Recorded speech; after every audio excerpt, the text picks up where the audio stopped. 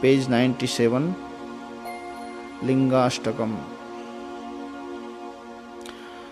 ब्रह्ममुरारिसुरार्चितलिङ्गं निर्मलभासितशोभिकलिङ्गं जन्मजदुःखविनाशकलिङ्गं तत्प्रणमामि सदा शिवलिङ्गं।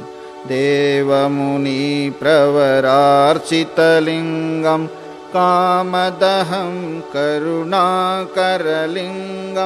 रावणदर्पविनाशनलिङ्गं तत्प्रणमामि सदा शिवलिङ्गं।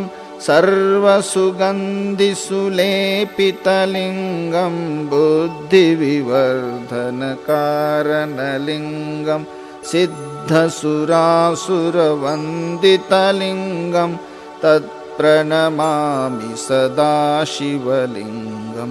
कनकमहामणिभूषितलिङ्गं फणिपतिवेष्टितशोभितलिङ्गं दक्षसुयज्ञविनाशनलिङ्गं तत्प्रणमामि सदा शिवलिङ्गं।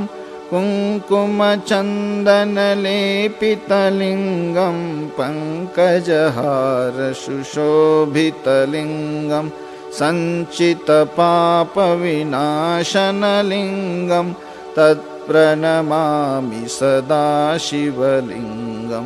देवगणार्चितसेवितलिङ्गं भावैर्भक्तिभिरेव च लिङ्गं दिनकरकोटिप्रभाकरलिङ्गं तत्प्रणमामि सदा शिवलिङ्गम्।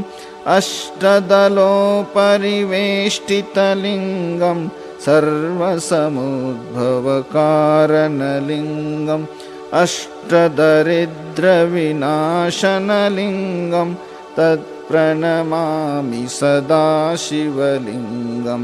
सुरगुरुसुरवरपूजितलिङ्गं सुरवनपुष्पसदार्चितलिङ्गं परात्परं परमात्मकलिङ्गं तत्प्रणमामि सदा शिवलिङ्गं। तत्प्रणमामि सदा शिवलिङ्गं। लिङ्गाष्टकमिदं पुण्यं यः पठेत् शिवसन्निधौ शिवलोकमवाप्नोति शिवेन सह मोदते शिवेन सह मोदते।